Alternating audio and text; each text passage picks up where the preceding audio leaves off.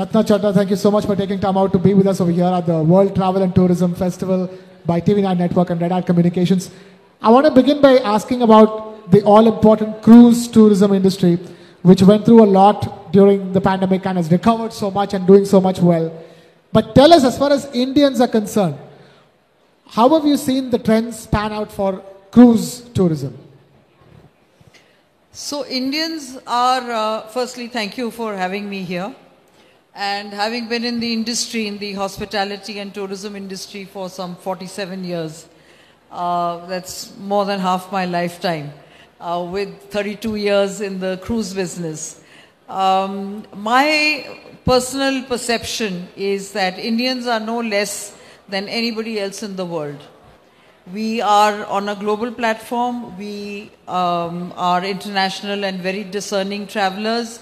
We have the disposable and the discernible incomes now, as we are now trajectorying to the third largest economy. Hopefully we'll get there sooner than later. And people want newer experiences, especially post-pandemic, where they wish to travel with their family, friends, and spend quality time. Today, the only perishable, if I may say, is time. And one needs to take cognizance of that. And I think more and more people want to now take breaks, frequent breaks, maybe shorter breaks, instead of doing the two long hauls that happened pre-pandemic. People are now wanting to be out more often with their family and their loved ones and spend as much time. So I think the work-life balance is coming into play, and pandemic taught us work from home. So you name it, people now have that, they're finding the time to do things that they want to do. And cruising is coming up in the category.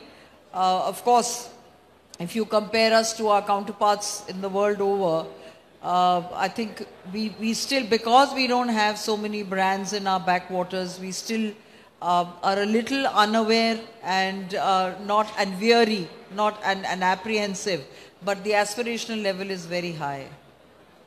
What are the top cruise travel destinations for Indians? Whatever they fancy. For the adventurous, it's the Antarctica, it could be the Arctic, it could be Galapagos for the nature lovers. If you want fun, it's the Caribbean. You want to see natural beauty, it's the North Europe or Alaska. So it's whatever you fancy. It becomes, I mean, for me, it's a personal choice.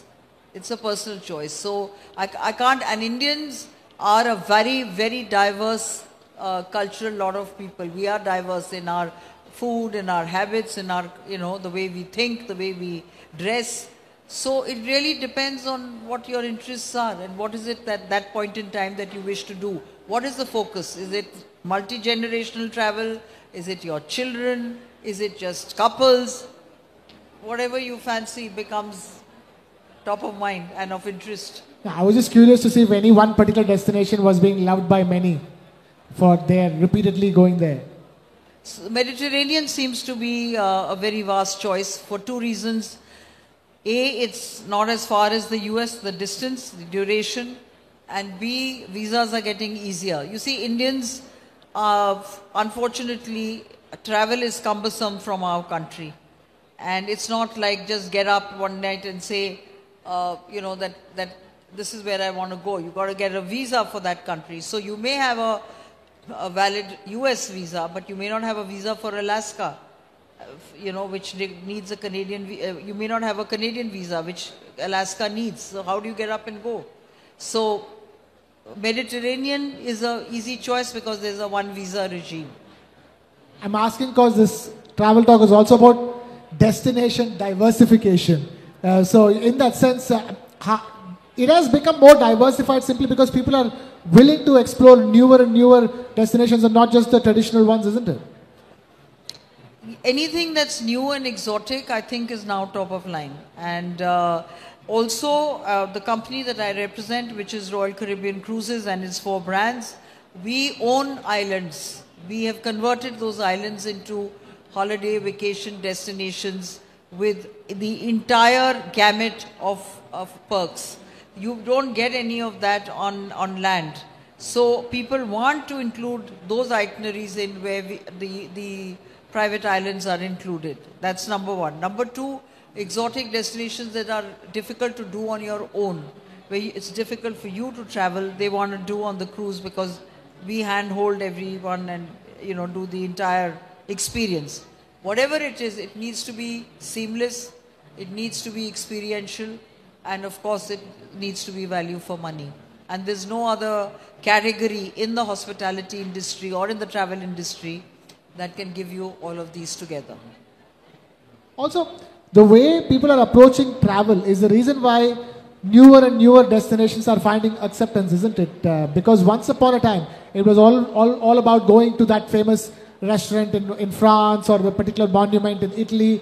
But that's not the case anymore, especially because there are so many other kinds of tourism like adventure tourism and experiential tourism.